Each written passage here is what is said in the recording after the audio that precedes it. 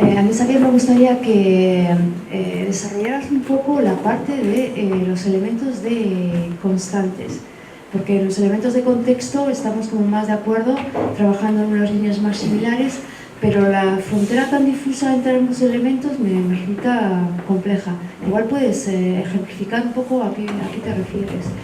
Y luego a ti, Dani, también me ha parecido interesante cuando hablas de construir entornos urbanos en los que se faciliten las interacciones físicas y las mentales. Las físicas, efectivamente, con políticas urbanas diferentes podrían intentar conquistarse, pero ¿a qué te refieres con las mentales? Yo, con respecto a los elementos constantes, a los elementos de contexto, no me parece que la frontera no exista.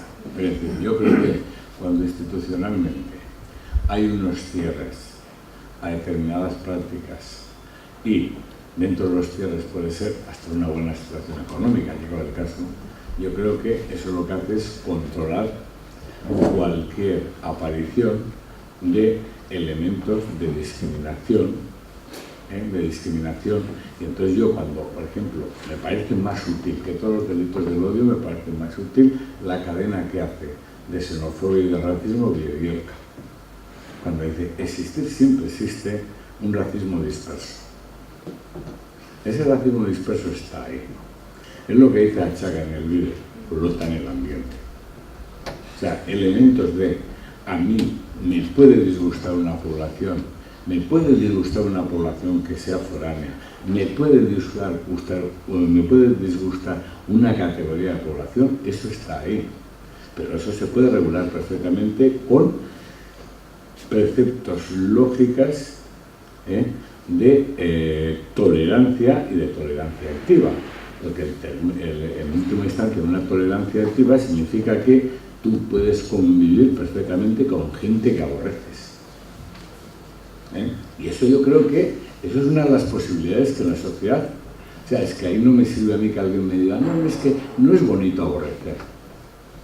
Bien, muy bien, pero es que no vamos a cambiar nada. Entonces, los elementos constantes yo llamo a todos ese tipo de elementos que permanecen perfectamente controlados.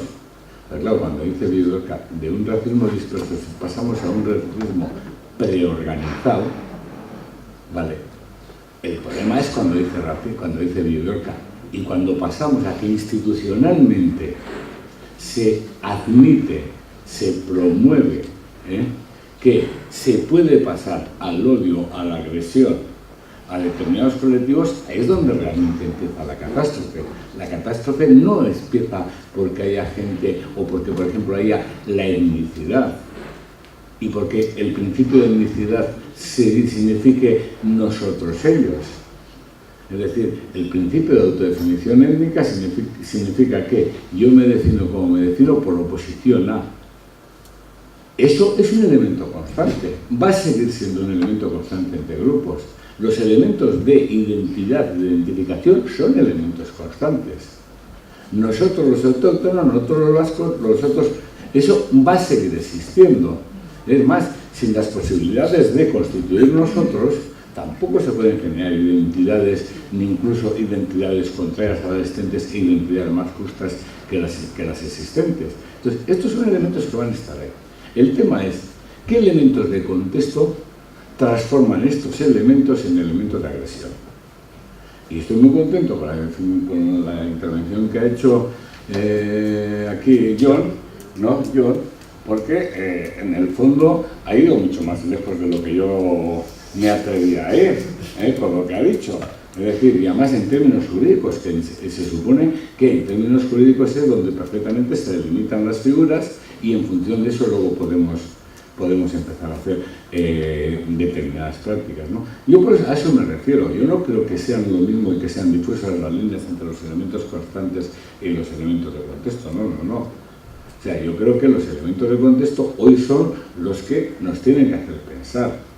Y nos tienen que hacer pensar mucho. Estamos viviendo un retroceso en el proceso europeo, estamos volviendo a un recentramiento de los estados y a un recentramiento al nacionalismo de Estado en toda Europa, estamos volviendo a una delimitación manifiesta de los de aquí y los de fuera. Es decir, Houston, tenemos varios problemas, pero no porque la persona sea como es, que es así y va a seguir siendo así, o porque los grupos se comportan así y van a seguir comportándose así, por lo menos en términos de identidad. Entonces, hasta que no surjamos y no generemos un cosmopolitismo metodológico, pues seguiremos en el nacionalismo metodológico, ¿no? Cuando dicen el Ulrich Beck y compañía, claro, es que todo Dios tiene en la cabeza un Estado. O lo tiene real o lo tiene en aspiración. Y si lo tiene en aspiración en real, al final va a delimitar en nosotros de otros. Y la preferencia a los nacionales está ahí. Y es el elemento, pues, clave de las tres últimas centurias. Es decir, desde hace 3 siglos, todo Dios tiene en la cabeza un Estado. Entonces, cuando por método empecemos a pensar en cosmopolitismo o podamos articularlo, pues de maravilla. Toda la fase de transición hay que ayudarla, pero hoy por hoy estamos en una fase exacerbada de nacionalismo metodológico, es decir, de recentramiento del Estado. Y esto, pues, requiere básicamente una transformación de muchos elementos de contexto, porque si no, pues la catástrofe está servida. La catástrofe está servida, es decir, si Europa se debilita, pues la idea europea se debilita, ¿no? Bauman tiene, pues, una denominación esperanzada, ¿no? Diciendo que Europa es una identidad en construcción, ¿no? Pues vale, pues que esperemos que sea en construcción, pero si esa identidad en Europa se debilita, pues imagínate cómo está el tema. Y luego yo creo que tenemos que hacer reflexiones también, pues, serias, porque hay mucha gente que está echando aquí leña al fuego, leña al fuego desde diferentes ámbitos. Y claro, luego lo que no hace falta es decir, ¿y dónde está el bombero? Joder, pues que con el bombero encendimos en la pira. No, pues habrá que tener mucho cuidado y entonces, pues bueno, a eso me refiero. Yo creo que hay que fijarse básicamente en elementos de contexto. ¿Por qué? Porque si redefinimos situaciones que siempre ha habido en términos tremendistas como delitos del odio y luego no llegamos a tipificar qué es lo que hay debajo, no sabemos de qué estamos hablando. Y lo que ha dicho, y en Euskadi es el mayor sitio de... ¿Y por qué? Porque igual aquí se mide. Claro, está pasando como las agresiones sexuales. En fiestas y tal, ahora de pronto, pues hay una eclosión, entonces dices, aquí es donde más... Eso no quiere decir que con eso esculpes porque en España haya más, porque esto, también a veces hacemos un comparacionismo vasco que clama al cielo, ¿no? De todas las ayudas que hay en España, nosotros los únicos. Vale, pues, a ver, ¿con eso qué quieres decir? Pues no dices nada, ¿no? Y aquí tampoco lo mismo, pero que sí es importante delimitar muy bien de qué estamos hablando. Porque si no, estamos dando una imagen tremendista de algo que no sucede. Yo estoy en las antípodas desde una perspectiva sociológica. O sea, la perspectiva, la mirada del periodismo puede ser fijarse en lo anormal y darle una, digamos, sobre representación a lo anormal. Y la perspectiva sociológica igual es peligrosa también, pero yo estoy en esa. Entonces quiero que me llamen la atención cuando yo puedo minimizar el efecto de determinadas cosas, pero la perspectiva sociológica va a ir a la moda. El 80% no discrimina, te va a decir. Entonces yo soy de la perspectiva de que hoy, por ejemplo, el fenómeno de la inmigración está descatalogado de los temas de la agenda social y de la agenda pública. Eso es lo que pienso sinceramente. Y he hecho una apuesta con un montón de periodistas que me digan a ver si en su medio, en la última semana, en cualquiera de sus informativos, han dado 2 noticias de inmigración. O sea, hoy la inmigración está descatalogada como tema. Lo cual no quiere decir que en otros ámbitos sí lo esté y está utilizando y siga siendo utilizado como chivo expiatorio. Ahora, ¿qué es lo constante? Lo constante es que es muy fácil articular un movimiento de defensa de nosotros poniendo el chivo expiatorio en los otros que están de fuera. O sea, tampoco es un mérito impresionante de Marine Le Pen o de no sé qué líder, el de pronto encontrarte con un 35% de los votos. Porque eso lo único que tienes que hacer es pues, enredar en el ambiente, echar la culpa a unos, a poder ser que sean de fuera. El mecanismo es muy sencillo, tampoco tiene gran mérito. Tampoco tiene gran mérito.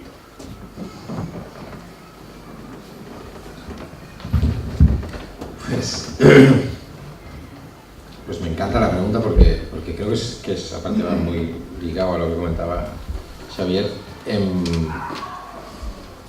Y para mí es un tema clave que tiene que ver con el cómo desmontamos el nosotros ellos y creamos otros nosotros. No la idea de un único nosotros de todos, que esta es la tal, sino distintos subnosotros en el que la variable origen, etnia, tal, no es relevante para nada.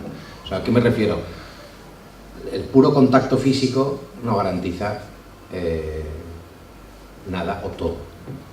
Puede ser necesario, pero no suficiente. Y esto lo tenemos en casos muy claros como en escuelas.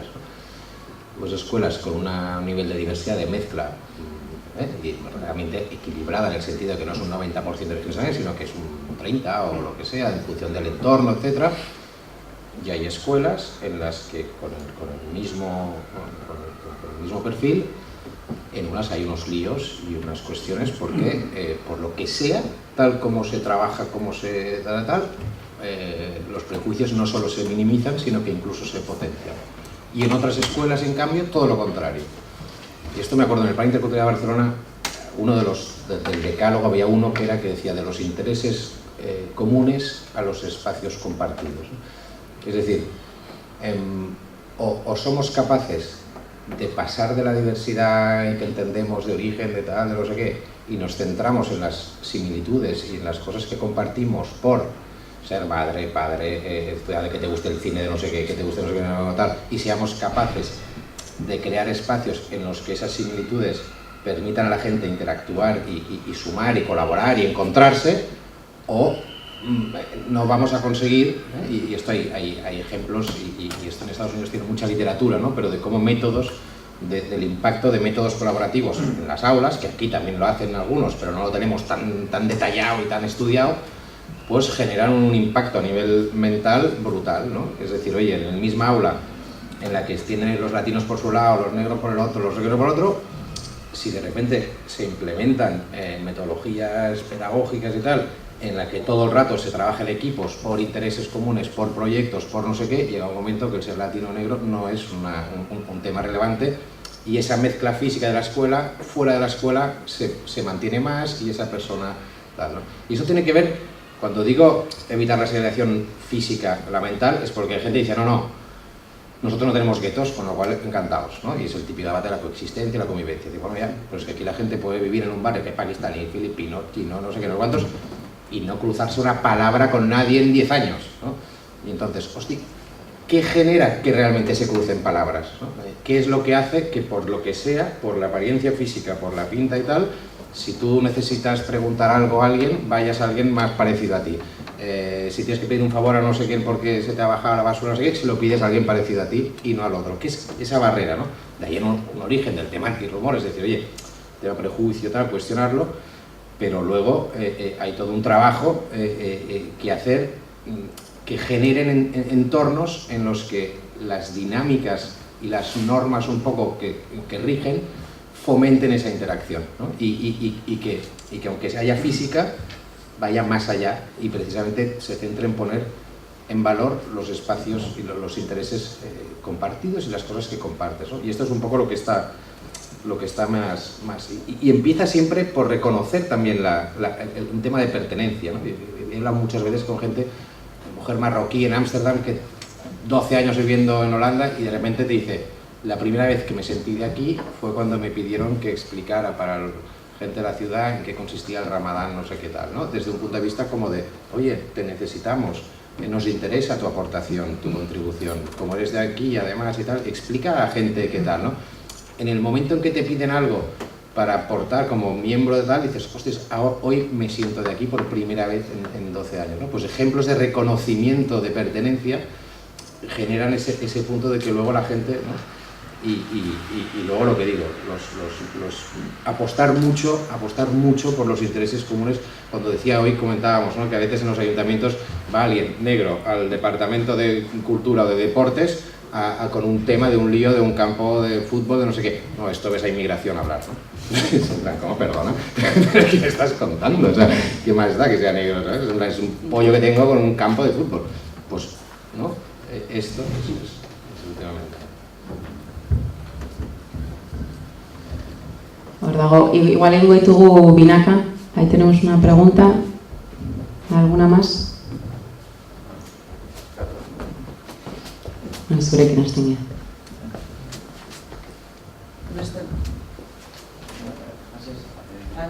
No es tanto una pregunta, sino un comentario al hilo de lo que ha comentado Daniel, ¿no?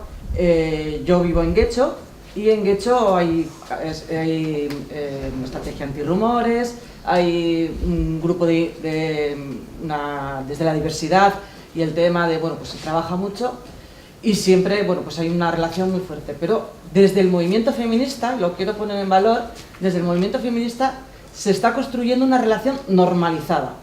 Porque sí es verdad que trabajamos, las mujeres empezamos a movernos en el movimiento feminista con grupos de mujeres inmigrantes. Bueno, pues hacemos pinchopote, porque hasta entonces, hasta que empezamos a trabajar, bueno, trabajar no, empezamos a relacionarnos, la relación que tenían era con personas que venían de técnicas de igualdad, técnicas de inmigración, venían desde esa parte, ¿no? Entonces tampoco había algo normalizado, y una vez comentamos que no habéis hecho nunca pinchopote. ¿Cuánto tiempo lleváis viviendo en Getxo? Y no habéis hecho nunca un pinchopote. Y es verdad, pues como hay personas musulmanas, pues no tomaban alcohol, entonces hacían pinchopote pues con mosto, pues se tomó las que ya tenemos más afición somos más autóctonas, ¿no? Pues teníamos chacolí, tal y cual. Y entonces a veces sí se cae y bueno, pues luego lo voy a comentar, se cae un poco en ese paternalismo, ¿no? Que además, bueno, yo creo que es muy masculino lo del paternalismo, y creo que ahí está bien empleado. Diciendo esto de tal, yo no sé si de los datos y algunos que he visto de quienes cometen los delitos de odio en teoría únicos registrados, tal, hay una sobrerepresentación masculina en los datos que yo he visto. No sé si en la realidad esto se compensa o no de alguna manera, pero era brutal en los datos que he visto. Respecto al perfil delincuencial, pues es el mismo que en otro tipo de comportamientos, pero también se da la paradoja, que eso lo ponen de manifiesto además en las instancias internacionales, que luego de repente está sobre-representada la protección, ¿no?, del grupo mayoritario. O sea, que se utilizan los delitos del odio contra los grupos, son los grupos minoritarios los protagonistas de muchos delitos de odio, ¿no? En el caso ese que ponía de Estados Unidos, sí, son precisamente negros los que están visionando la película, y entonces se plantea todo una agresión a un blanco en Estados Unidos. Bueno, pues bien, desde el punto de vista teórico nos sirve para lo que nos sirve, pero yo creo que en el tema de delitos de odio no hemos empezado a aplicarlos. Se habla mucho y tienen riesgo de ser utilizados, nosotros decimos, en términos simbólicos, que es lo peor que le puede pasar. El derecho penal tiene que utilizarse muy poquito, y con mucha coherencia y con mucho análisis. No es un instrumento para lanzar mensajes de construcción, no se construye Estado, sociedad, mediante la vía represiva penal. Entonces hay esa tentación, y entonces aquí todavía no hemos empezado a aplicar los delitos, ¿no? Y yo creo que además con criterios claramente ideológicos. Se utilizan en función de cuáles son los... O sea, si es extrema derecha nos hemos olvidado y sigue sin aplicarse. Yo mucho me temo que ese 510 tan grande no se va a aplicar a la extrema derecha, que organizada, que sería igual el... Entonces, que todavía tienen que aplicarse y se tienen que valorar, ¿no? Bueno, pues si os parece, veo ahí una mano levantada, pero necesitamos tomarnos un cafecito. Igual si respondéis brevemente, de todas formas... Yo con lo que ha dicho la compañera creo que os vais a quedar todas y todos, pero ya estoy viendo a Yune, que es la moderadora de la siguiente mesa, y creo que este es un temazo que está saliendo ahora en los medios mucho, que es el tema del pinkwashing, o cómo interacciona la supuesta defensa de los derechos de las mujeres y las agresiones cometidas por hombres migrantes contra las mujeres locales, ¿no? Y los medios de comunicación, qué cancha le dan, y entonces es como un puente que tendemos hacia la siguiente mesa. Hacia la última pregunta respondéis brevemente y después hacemos un descanso. Yo quería preguntar sobre el papel de las instituciones de cara a la diversidad cultural, porque habéis hablado de la población, de los delitos que pueden cometer las personas, pero cuando las instituciones son excluyentes y discriminan de igual modo, pero están dentro de la estructura, bueno, qué papel, como las instituciones y las estructuras pueden ser menos excluyentes para que después se vea reflejado también en la sociedad. Yo digo una frase y ya está, no una frase, ¿no? Es imposible contestar, pero muy de acuerdo, y siempre antes venía aquí diciendo la estrategia antirrumores hay que empezar por casa. Digo, porque he visto tantas veces, ¿no?, como desde la institución se impulsa una cosa para ir a la sociedad civil, a los ciudadanos, a tal, desde una cantidad de ideas prejuzgadas y de unas actitudes, unos comentarios tan bestias que dices, no, es que no os podéis atrever ni a salir de la puerta, digamos, ¿no? O sea, vamos a empezar por dentro, porque si no partimos de esa idea de que nosotros somos los primeros, y cuando digo nosotros, cualquier organización, cualquier tal, en esto, pero claro, con el agravante de que tu capacidad de incidencia, de impacto tal, es brutal. O tú asumes que muchas veces desde la política, desde el discurso, pero también a veces el funcionario que está en la ventanilla de las ayudas está tratando de una manera distinta a uno al otro, ya sea por paternalismo o por todo lo contrario. Y es en plan, empezamos por la casa, y ya sé que esto no es mucho, digamos, dando la envergadura, pero a mí me atañe. Yo ahí creo que eso es un proceso de interacción, Yo incluso ahí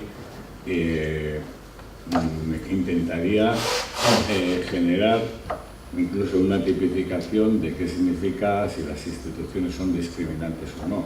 Habrá instituciones que lo son, otras que lo son menos, dentro de las que de un tipo probablemente algunas tienen unas prácticas de diversidad ya desarrolladas, otras no. Es decir, eso yo creo que es importante, y en la medida en que eso establezca una interacción positiva con la ciudadanía, pues puede ir a mejor. Es decir, si por ejemplo cuando hablamos de xenofobia institucional, sin ir más lejos dentro de la categoría de Bielka, ¿eso qué significa? Eso también hay que tener muy claro qué significa, porque si no podemos considerar que es xenofobia institucional cualquier cosa. Es decir, yo creo que tenemos en este campo que hacer una delimitación muy clara de las figuras, porque yo con el tema de los rumores, hay un cura muy salado en Baracaldo, ¿no?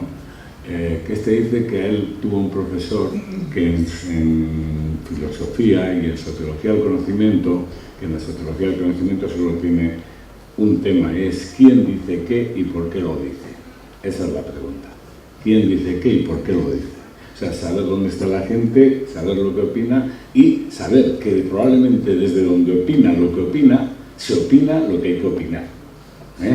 Entonces, esto es muy importante, y él habla siempre del principio noseológico del culo, que era lo que le enseñaron. Todos tendemos a ver la realidad desde donde nos aposentamos, entonces lo que no tenemos que hacer a partir de ahí es exagerar. Ya tenemos todo un conjunto de exageraciones y rumores contra la inmigración. Nosotros lo que no podemos caer es desde el otro polo en una lógica de exageración y rumorología en sentido inverso. O sea, tenemos que hacer realmente análisis muy serios y una cirugía, por decirlo de alguna forma también, muy precisa. Eso es lo que pienso. Pero bueno, esto es un trabajo en el que hemos empezado, va para largo, y entonces, pues bueno, ante todo, mucha calma. Yo, 10 segundos. Has puesto el dedo en la llaga, pues menos código penal y haz otro tipo de regulación de extranjería, ¿no? O sea, ¿quién se va a querer el compromiso institucional en políticas públicas con un supercódigo penal que no se aplica, pero luego tienes toda una legislación administrativa de persecución del inmigrante, ¿no?, y de la expulsión? No casa, ¿no? Habría que empezar por otros sitios, a poner orden.